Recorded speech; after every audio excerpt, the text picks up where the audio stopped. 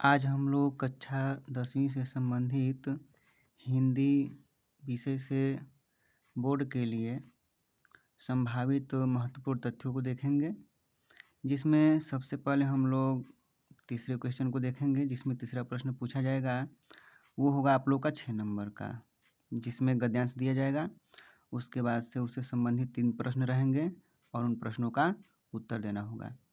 अब इस गद्यांश में जो चैप्टर हैं, उन चैप्टर के लेखकगणों का नाम हम लोग कैसे याद रखेंगे, उसके लिए ये वाक्य है जिसकी सहायता से हम लोग उसको याद रखेंगे। जैसे शुक्ल के मित्र शंकर के ममता और भारतीय राजेंद्र को लेकर अजंता के भगवत शरण में गए। जैसे शुक्ल यानी रामचंद्र शुक्ल, मित्र अर्थात मित्रता यानी रामचंद्र शुक्ल जी मित्रता लिखे हैं।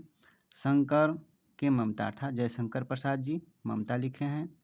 भारतीय राजेंद्र अर्थात राजेंद्र प्रसाद जी क्या किए हैं, भारतीय संस्कृति लिखे हैं। उसके बाद से अजंता के भगवत शरण में गए अर्थात भगवत शरण उपाध्याय जी क्या किए हैं, अजंता लिखे हैं। ठीक है, अब इसके अंतर्गत हम लोग मित्रता, ममता और अजंता इस चैप्टर्स को देख लेंगे, तो उनसे संभव है कि कुछ गद्यांश आएंगे। इसके बाद से पद्य को हम लोग देखेंगे। जैसे सूर्य के पद तुलसी के वन पथ को भंग कर रसखान के सवैये कवित के साथ बिहारी की भक्ति नीति अपनाते हुए राम नरेश के स्वदेश प्रेम को दिखाते हुए गुप्त रूप के भारत माता के मंदिर में महा हिमालय से पंत के चींटी स्वरूप प्रवेश किए। माखन के पुष्प सुभद्रा की झांसी पर अशोक की भाषा के रूप में नारायण पर हल्दी घाटी में चढ़ाया गया।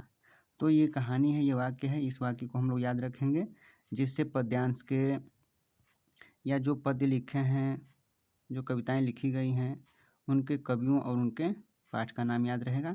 जैसे सूर्य के पद यानी सूरदास जी पद लिखे हैं, तुलसीदास जी वन पथ पर और धनुष भंग लिखे हैं।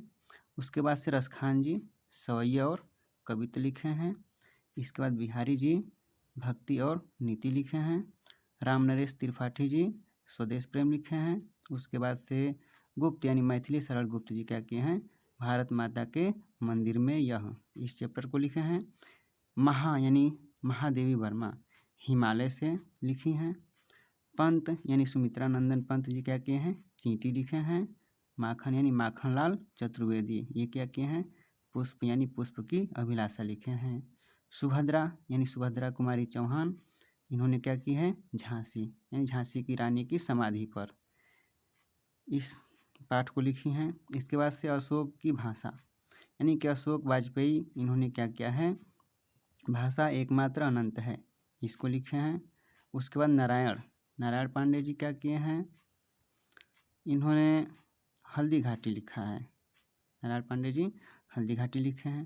तो इस प्रकार से हम लोग कवि और उनके जो कविता का शीर्षक है उनको हम लोग याद रखेंगे।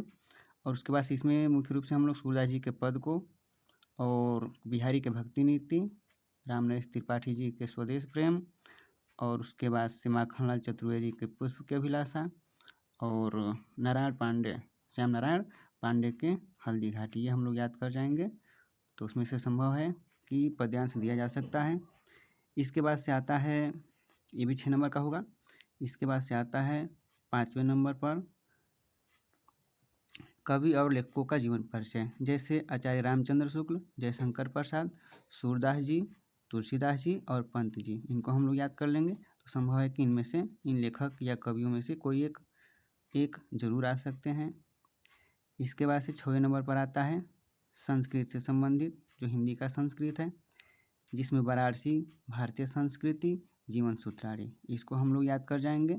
इन गद्यांशों को देख लेंगे, पद्यांशों को देख लेंगे, तो इसमें से ये 4 नंबर के आएंगे। उसके बाद से 7वें का क, यह 2 नंबर का पूछा जाएगा, जिसमें कहेगा श्लोक लिखने के लिए। तो हम लोग श्लोक इन दोनों को याद कर लेंगे, तो कोई एक हम लोग लिख देंगे, 2 नंबर मिल जाएगा। जैसे बंधनम मरणम वापि जयो वापि पराजयः उभयत्र समो वीरः वीरबावो ही वीरता, ये एक कविता हो गई श्लोक हो गया।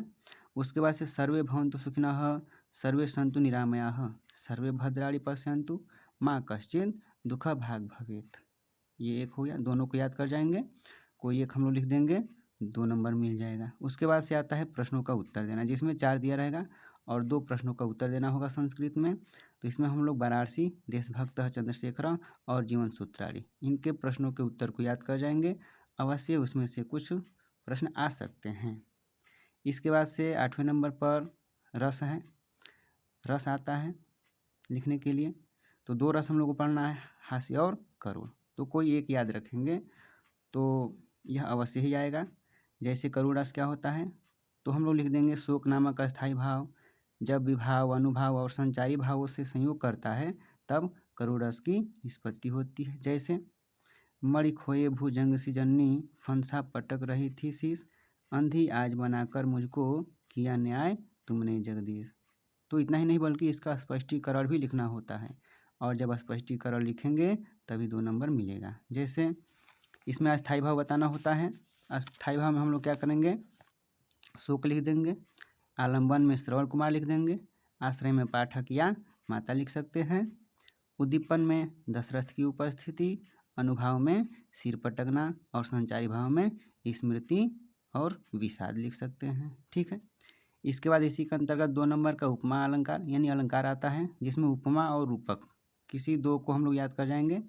तो उपमा, रूपक और उत्प्रेक्षा पढ़ना है, जिसमें हम लोग 2 को याद कर जाएंगे, अवश्य ही इसमें से एक आएगा।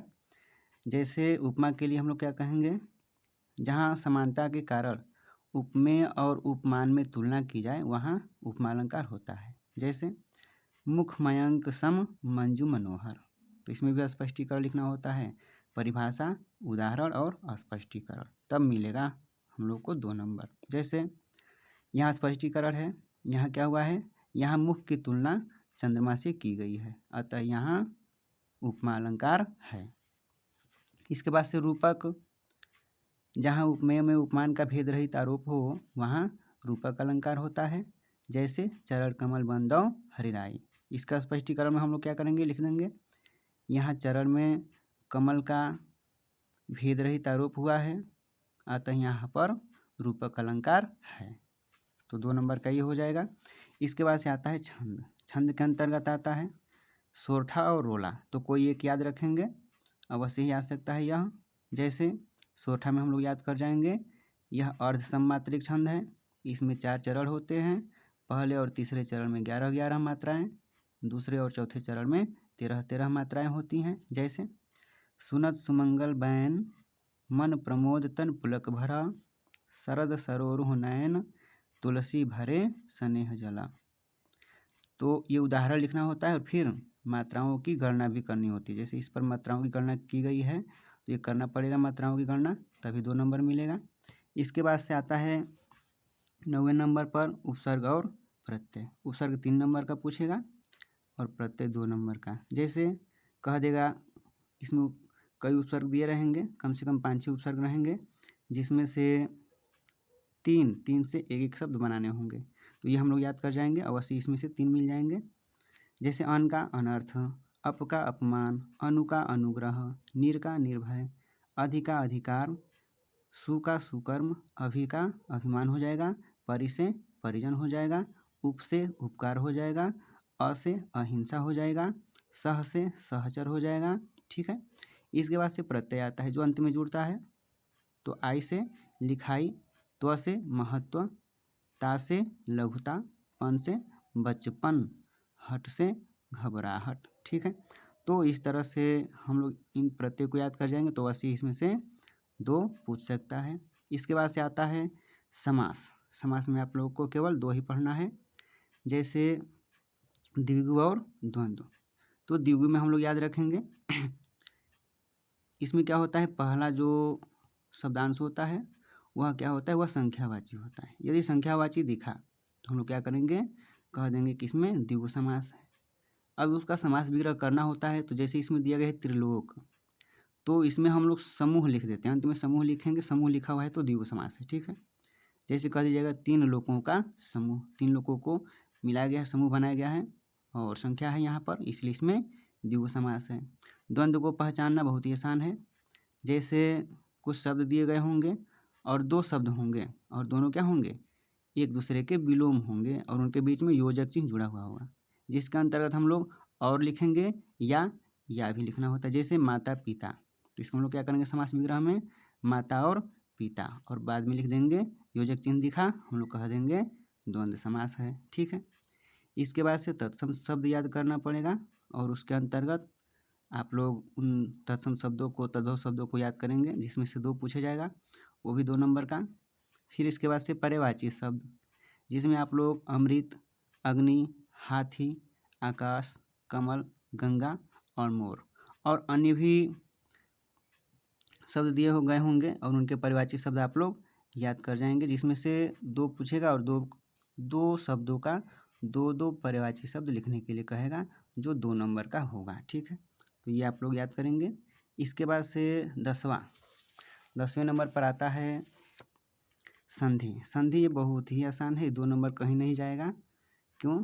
क्योंकि एक ही संधि पढ़नी है, चाहे कुछ भी हो, कोई भी शब्द दिया गया है हम लोग कह देंगे क्या है उसमें, यड़ संधि है। यड़ संधि ही पढ़ना है हिंदी में संधि के अंतर्गत, जिसमें होता क्या है, ई उ री ली री, वह ह्रस्व हो या दीर्घ हो, जब वे क्या करेंगे असमान स्वर से जुड़ेंगे तो वे य, व और र और ल में परिवर्तित हो जाएंगे। ठीक है, तो इनको आप लोग याद कर जाएंगे, केवल यही संधि पढ़ना है। जैसे प्रतिधन एकम, तो प्रत्येकम यह आ गया। सुधन आगतम, तो स्वागतम वह आ गया। मातृधन आ गया यानी मात्रा गया, त्राज्ञा तो आ गया। लिरिधन आदेश यानी लादेश, यानी इसमें ला आ गया। ठीक है, तो यहाँ पर ई है, यहाँ पर री है, यहाँ उ है, यहाँ री है। तो यहाँ हम लोग देख रहे हैं कि ये विपरीत स्वर से जुड़े, ये असमान स्वर से जुड़े हुए हैं, जो क्रमशः य, व, र और ल में परिवर्तित हो गए। तो ये बहुत आसान है, एक ही संधि पढ़ना है। इसके बाद से शब्द रूप भी 2 नंबर का आता है, जिसमें आप लोग याद करेंगे। और मुख्य रूप से फल और मति, इसके शब्द रूप को याद कर जाएंगे, जिसमें कारक और विभक्ति पूछेगा।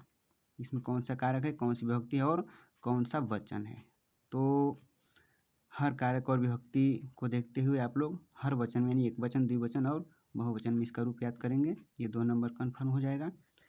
इसके बाद से धातु रूप कहेगा, जिसमें आप लोग पठ और हस, मुख्य रूप से पठ और हस के रूप धातु रूप को याद कर जाएंगे, और प्रत्येक पुरुष, प्रत्येक वचन और प्रत्येक लकार में आप लोग याद रखेंगे, जिसमें पूछेगा धातु रूप का कोई शब्द दे देगा और कहेगा कि इसमें धातु, लकार, पुरुष और वचन बताइए। जैसे शब्द दे देगा पठसी, तो ये हम लोग को याद रहेगा, तो बता पाएंगे कि जो पठसी है उसमें पठ धातु है, लट लकार है, मध्यम पुरुष है और एक वचन है, तब ये 2 नंबर हम लोग को मिलेगा। इसके बाद से अनुवाद है। अनुवाद 4-5 वाक्य दिए रहेंगे, जिसमें से किन्हीं 2 वाक्यों का संस्कृत में अनुवाद करना होता है और ये 2 नंबर का आएगा, तो ये आप लोग याद कर जाएंगे। इसके बाद से निबंध लेखन, तो निबंध लेखन में आप लोग मुख्य रूप से 2, पर्यावरण प्रदूषण और जनसंख्या वृद्धि की समस्या। अब इसमें होता क्या है, ये 6 नंबर का आएगा। तो मुख्य रूप से हम लोग हेडिंग याद रखेंगे और उससे संबंधित बातों को लिख देंगे। निबंध अर्थात क्रमवार हम लोग क्या करेंगे, अपने मत, अपने विचार को प्रदर्शित करते जाएंगे। जैसे सबसे पहले प्रस्तावना, प्रस्तावना का मतलब ये पर्यावरण प्रदूषण होता क्या है, कैसे उत्पन्न होता है। ठीक है, उसके बाद से प्रदूषण का अर्थ क्या होता है, प्रदूषण के प्रकार कितने होते हैं, जैसे वायु प्रदूषण होता है, जल प्रदूषण होता है, ध्वनि प्रदूषण होता है, रासायनिक प्रदूषण होता है, तो इनके बारे में हम लोग बता देंगे। उसके बाद से पर्यावरण प्रदूषण से समस्या क्या है और उसकी हानियाँ क्या है, ये भी बताएंगे, और हानियाँ बता करके उसके बाद उस समस्या का समाधान कैसे होगा उसको लिखेंगे। फिर उसके बाद से उपसंहार, उपसंहार का मतलब जो भी नियम बनाए गए हैं उन नियमों को लिख देंगे कि हाँ ऐसे इन कार्यों को हम लोग करेंगे तो जो प्रदूषण है वह क्या हो जाएगा, वह रुक जाएगा, और उस पर्यावरण को रोकना बहुत ही आवश्यक है, ये चीज़ हम लोग बता देंगे। ठीक उसी प्रकार से जनसंख्या वृद्धि की समस्या, इसमें भी वैसे ही प्रस्तावना, जनसंख्या वृद्धि से उत्पन्न कौन कौन सी समस्या, उन समस्याओं को लिख देंगे। जनसंख्या वृद्धि का कारण क्या है, उन कारणों को ये हेडिंग डालते हुए, इन हेडिंगों को डालते हुए इनसे संबंधित बातों को लिखेंगे। उसके बाद से नियंत्रित करने के उपाय, जनसंख्या वृद्धि जो है उसको हम लोग नियंत्रित कैसे करेंगे उसका उपाय भी होना चाहिए, और ठीक वैसे ही उपसंहार भी हम लोग लिख देंगे। ये हेडिंग बहुत ही ज़रूरी है। इसके बाद से अंतिम प्रश्न आता है 3 नंबर का आप लोगों का कर्ण काव्य से, जिसमें आप लोग का जो कर्ण काव्य है उसको 7 सर्गों में बांटा गया है। इन 7 सर्गों को कम से कम आप लोग याद रखेंगे। जिसमें प्रथम सर्ग है जिसमें रंगशाला में कर्ण, ये आप लोग याद रखेंगे हेडिंग के रूप में लिख कर के इसके अंतर्गत जो भी बातें हैं उन बातों को आप लोग नोट कर देंगे। द्वितीय सर्ग क्या है, दूध सभा में द्रौपदी। तृतीय सर्ग में कर्ण द्वारा कवच कुंडल दान। चतुर्थ सर्ग में श्री कृष्ण और कर्ण। पंचम सर्ग में माँ और बेटे। षष्ठ सर्ग में कर्ण का वध। सप्तम सर्ग में जलांजलि। तो ये हम लोग हेडिंग के रूप में ऊपर लिख देंगे। उसके बाद से उससे संबंधित जो बातें हम लोग याद रखेंगे उनको नोट कर देंगे। और उसके बाद से जैसे ये महत्वपूर्ण है, किसी कर्ण का जो नायक है उस नायक का चरित्र चित्रण करने के लिए दे देगा प्रश्न में कर्ण का चरित्र चित्रण कीजिए। तो सबसे पहले इनके चरित्रों को याद रखेंगे हेडिंग के रूप में। जैसे कह देंगे तेजवान, कर्ण तेजवान था। दानी, दृढ़ प्रतिज्ञ था। अजय योद्धा था और कृतज्ञ था, यानी किए गए उपकार को मानने वाला था। तो इनसे संबंधित हम लोग उन तथ्यों को याद करेंगे और लिख देंगे। तो ये 3 नंबर भी कहीं जाएगा नहीं। अर्थात जो भी इसमें संभावित तथ्य हैं या प्रश्न हैं उन प्रश्नों को आप लोग याद कीजिए। और मैं आशा करूँगा कि 70 में आप लोग 65 नंबर लाने की कोशिश करें। 65 नंबर तो यदि आप लोग मेहनत करेंगे तो अवश्य ही आ जाएगा। यही मेरी शुभकामनाएं हैं।